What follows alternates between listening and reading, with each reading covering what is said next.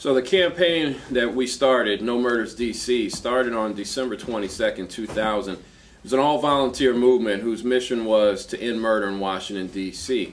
It really was something that God had put on my heart back in 1997 to try to end murder by the year 2000, but I was really disobedient and didn't do what God had called me to do, and so didn't start anything until 2000.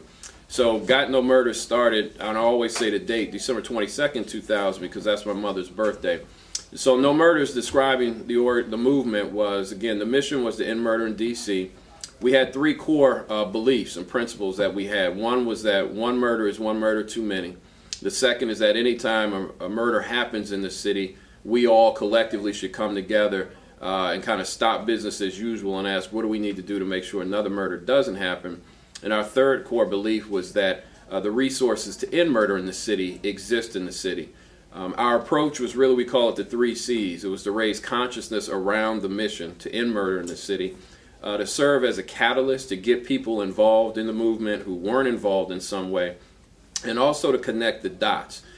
So over the years, the work that we did, again, as an all-volunteer movement, really was to try to mobilize and connect people and organizations who were at this movement. So it really started on that cold December day with me walking down H Street Northeast, passing out little handbills asking people, do you think we can have a murder-free DC? And it evolved from there over time. Our work involved working with everyone from mayors to go-go promoters and bands, doing work out in the wee hours of the night or going down to City Hall. We were all over the place, PSA, communities, things like that, and we can get into that later. But that essentially was what No Murders is about and what we have striven to do.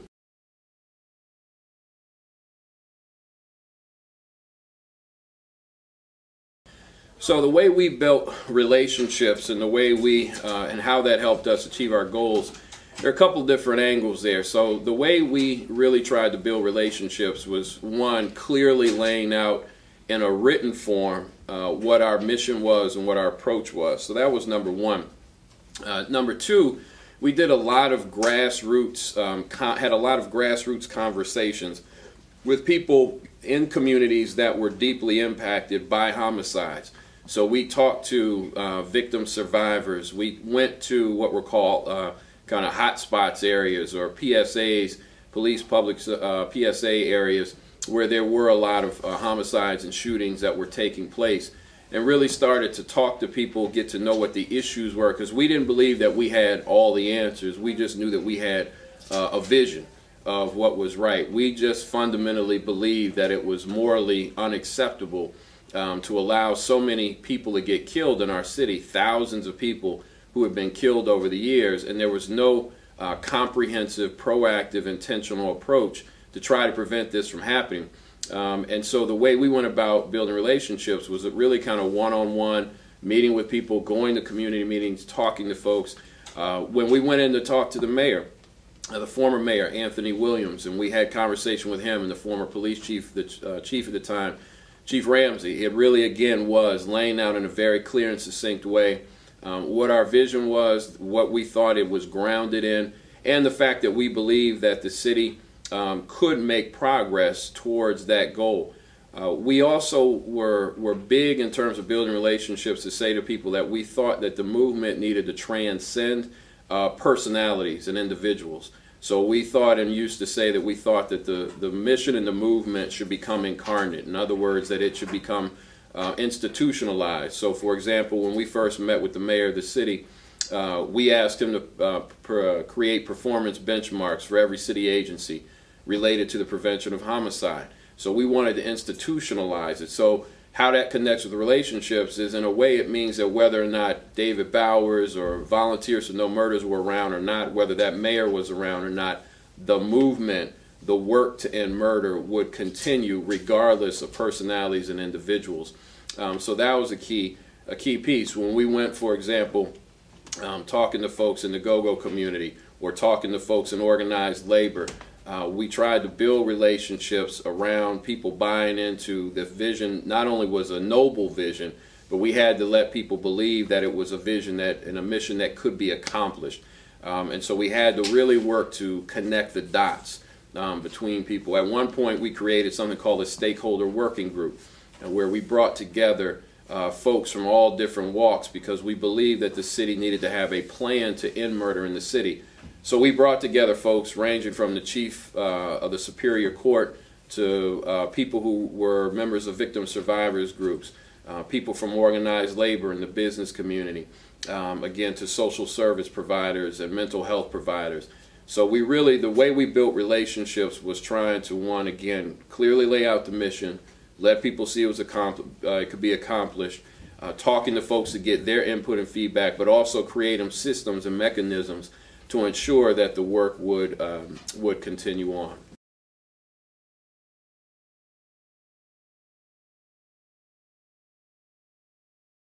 You know, accessing resources for us was a kind of unique piece. So we at No Murders intentionally did not create a formal organization. We didn't create a nonprofit, a 501c3 or anything like that. We intentionally believe that there were enough organizations out here in the public and private sector who were either doing the work or could be doing the work. So we never asked for a dime. A lot of times, I'll never forget at the end of a meeting with Mayor Williams and at the end of a meeting with a bunch of go-go bands over at the Metro Club, folks asked the question, so what's in it for you? How much money do you guys want? Then we would say not a dime. We didn't want to raise any money for us. We wanted to make sure that the organizations and institutions, again, be they in the public sector or private sector, who were doing effective work could have resources targeted to them. So that was a big piece for us. So we really, for what was critical for us was trying to get people who were engaged in the work, active in the work, and have that happen on an ongoing basis. So the upside of that, there are pros and cons of that. So the upside of that was we had the integrity because we were seen as an honest broker because people knew we weren't out for money. And if folks think you're out for money, they can get real funny. They can get real particular and get defensive and territorial, quite honestly. So the fact that we weren't in it for money, again, whether we were talking to a mayor or go-go bands, people said, well, if they're not out for money, they must really believe in this thing, which we did. So that was an upside. The downside of not forming a formal organization, not seeking money, was there was a limit to really how much we could continue to do because we didn't have a formal full-time infrastructure. Because we were just volunteers, it cut the other way because there were limitations. So, for example, when we were working with the stakeholder working group, we hit a wall after about a year because we didn't have full-time staff, didn't have the money to kind of pay somebody to make sure that work continued on. I will say that we were successful in getting the City Council to pass a law back at the end of 2006 as part of the Homeland Security Act to create a comprehensive homicide elimination strategy task force. And that task force met and did some work and produced a plan, a report that was sent to the city around ending homicide. So again, that was a way to institutionalize the work in a way that we didn't have to raise money. Here now, currently, we are hoping that that same thing will happen in an institutionalized way, because while a small movement like ours does not have the resources to continue something going like this, we do think that in the public sector, in the private sector, the resources do exist to kind of keep this moving on.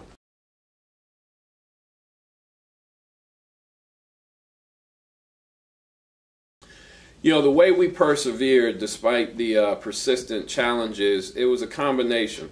One, a lot of prayer. Two, a lot of really asking ourselves honestly why we got into this movement. Third thing was when we would go to the homes of families who had lost a loved one right after that person, that son or that daughter or that father or that brother had been killed. When you see somebody crying, when you see somebody mourning the loss of somebody who oftentimes was either in their late teens or their early 20s, you realize that this stuff is crazy, that it's really ridiculous. And so you ask yourself, particularly as an African American male, would this be allowed to continue if this were happening to another community, if this were happening to young white males? In the District of Columbia, most of the homicide victims were males, African American males, typically between roughly 18 and 35 years old. So besides prayer, the fact that I would really think hard and say, you know, people who look just like me are being killed in droves, and there doesn't seem to be an outrage. And so and I would ask myself, not only what does that say about them, the people who've been killed, but what does that say about what people think about me as an African American male?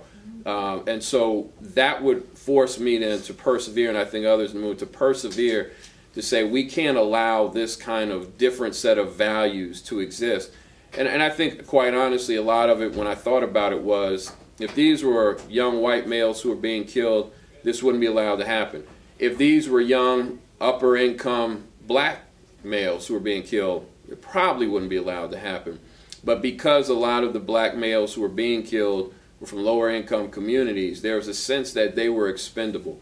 So when difficult times would come up, it would just basically raise up some anger and righteous indignation in me.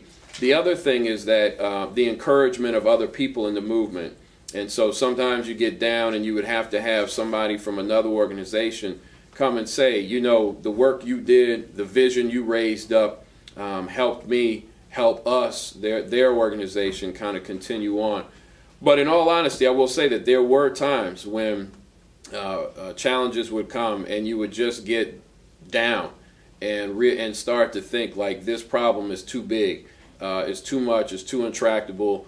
You know, the people who are most impacted seem to feel powerless, or in some cases, the people that are impacted seem to be more part of the problem. I'll never forget one time going to a Georgia Avenue day and having handbills that said, you know, we want to end murder. And I gave a handbill to a brother, and he said, man, end murder? He said, shh, man, I'm about to go smoke me an end right now. So what do you do with that? So you're trying to help people. So some of the people are part of the problem you're trying to help. Other folks feel powerless.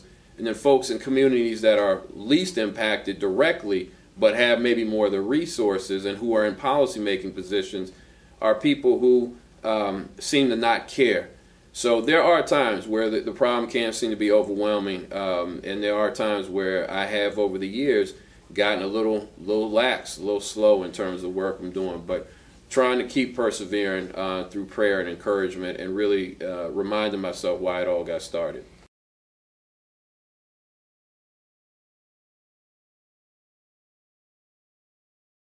I think a couple of things. One, I would say the demographics as it related to the actual homicide count.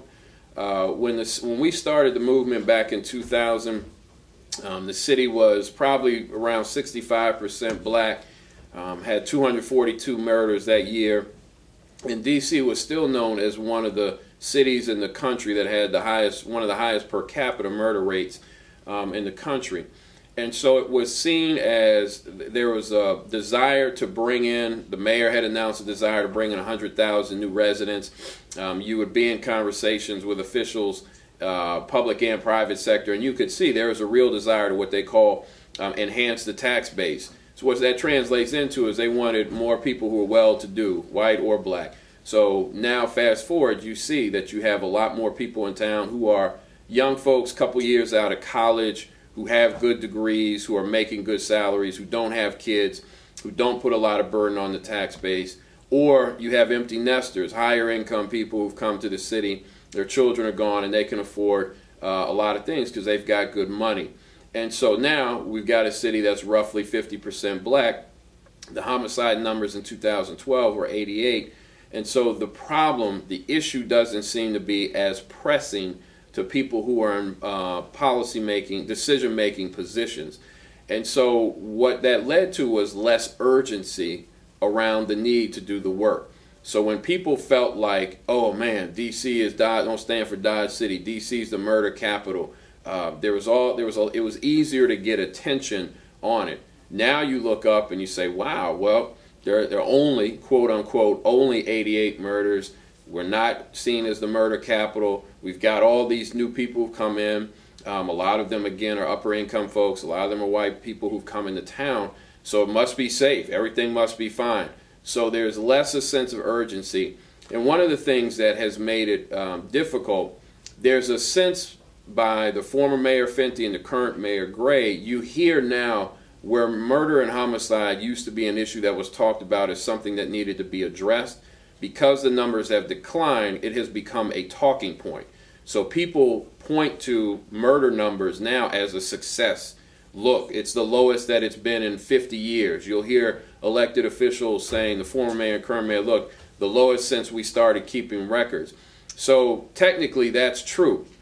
And so now, though, the consciousness has shifted where people in these decision-making positions don't see it as an urgent problem. What we come back and say to people is, you know, yeah, that's true, right? But what if that's your brother that just got shot? What if that's your son that just got killed? Go tell the mother of someone who just got murdered that we've got victory, that we've got success. So the changing demographics have changed the mindset around homicides. So now it's even in a much more narrow set of the population. And so people don't rally around. I always say to people, look, when the 26 people were killed in Newtown, and it was very tragic, those young children and their teachers, the President of the United States literally told the Vice President, you've got a small amount of time to go figure out how we fix this. Meanwhile, we've had many more people killed right here on the streets of this city, and quite honestly on streets of cities all across the country. And you don't get that kind of response.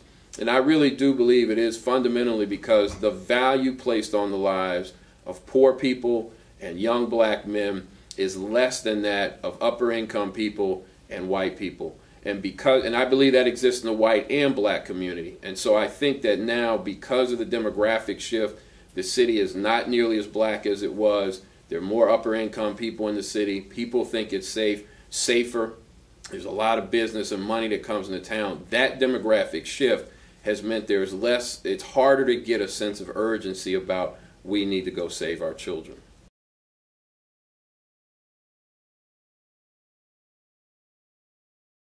When we started, there are a number of organizations over the years, and there continue to be, who we have connected with, collaborated with, people who are on the ground every day with former organizations doing work. So they are the folks that we have gone to get information, intel, insights, people who we've gone to who we know are doing that frontline work. So when you have groups that have existed over the years like Ceasefire Don't Smoke the Brothers and Sisters, East of the River Clergy Police Community Partnership, the Alliance of Concerned Men, Peaceaholics, Survivors of Homicide, Root, all kinds of groups out here who have been over the years off and on front lines trying to get work done, working with, again, folks in the business community like the Federal City Council, folks like the Building and Construction Trades Council over the years.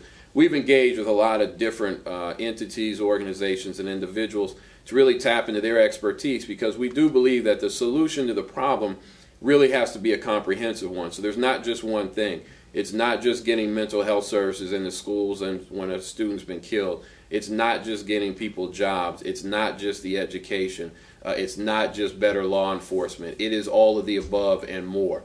And so the fact that there are, again, a lot of good resources in town has been good, because we've been able to really connect with and work with folks who have expertise in their particular field. I think one of the key things, though, to lift up, and I think the value add that No Murder has brought to the movement, is that there's got to be that clear, bold vision. So for us, I think the one thing, the two biggest things that we've contributed to the effort to reduce and hopefully, prayerfully, one day end murders, is the fact that we publicly said we need to stake this vision and this as a goal to get to zero, to have a murder-free D.C. We've run into a lot of people who have said they thought that was impossible, and we asked the question, why should that be impossible? Why should that be thought of as something that can't be accomplished? So with the organizations we work with, a lot of them have, again, their own expertise. But I used to always use the analogy of when President Kennedy said we're going to put a man on the moon.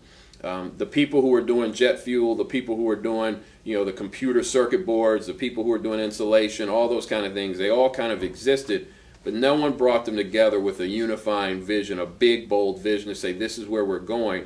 Now look at the work you're doing through that lens. So for us, the organizations informed us in terms of some of the specific issues, which was great. Our value add was to say we need to have this big, bold vision.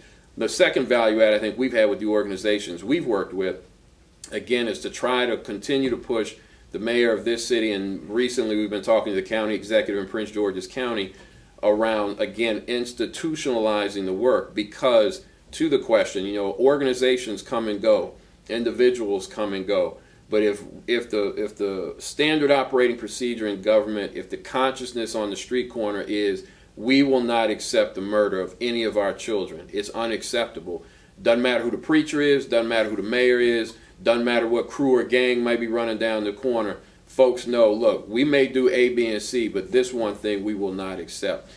So we've been blessed to be able to work with a lot of different organizations who've really helped encourage us and help us learn some of the unique issues.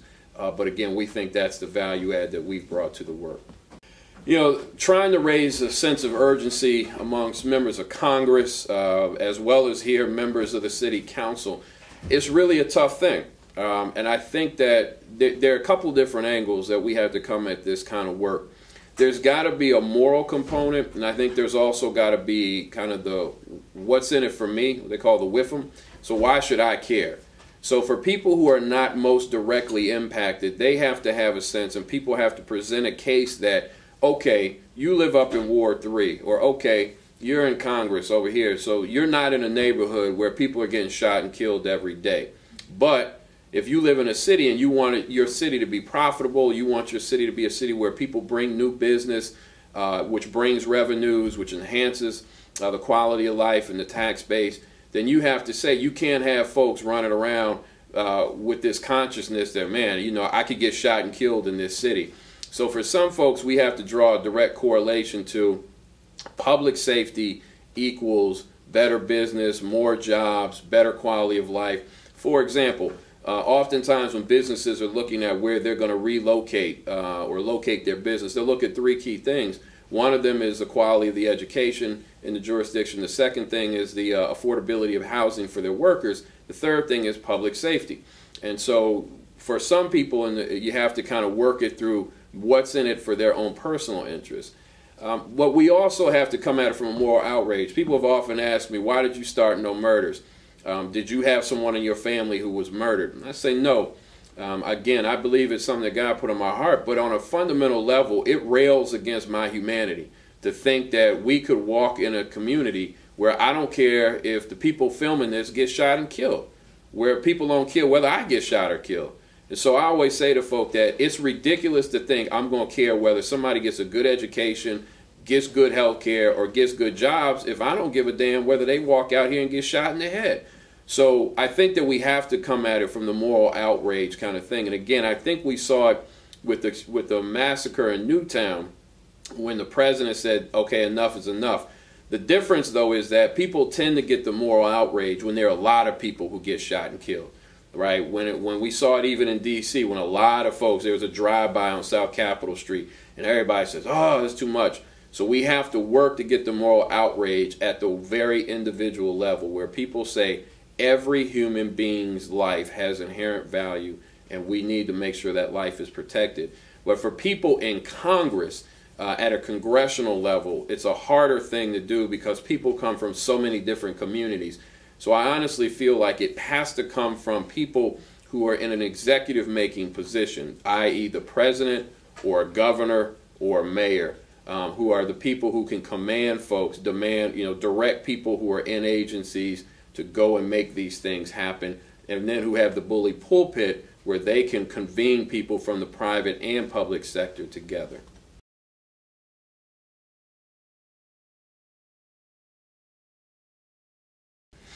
Last thing I would add, first of all, I would just say I'm impressed and inspired by the fact that the students at Chavez are doing this kind of taping. It's inspiring to me, and I hope that in the chronicling of stories like this and others, that people will be inspired to go out and get involved in different ways to try to improve and make our community better. But my parting word would be that I really do hope and pray that every resident of this city in this region, quite honestly, will work to make sure that we can have murder-free communities. And again, whether someone's running with a crew or someone's down at City Hall, I hope that that's the consciousness we'll bring. God bless you.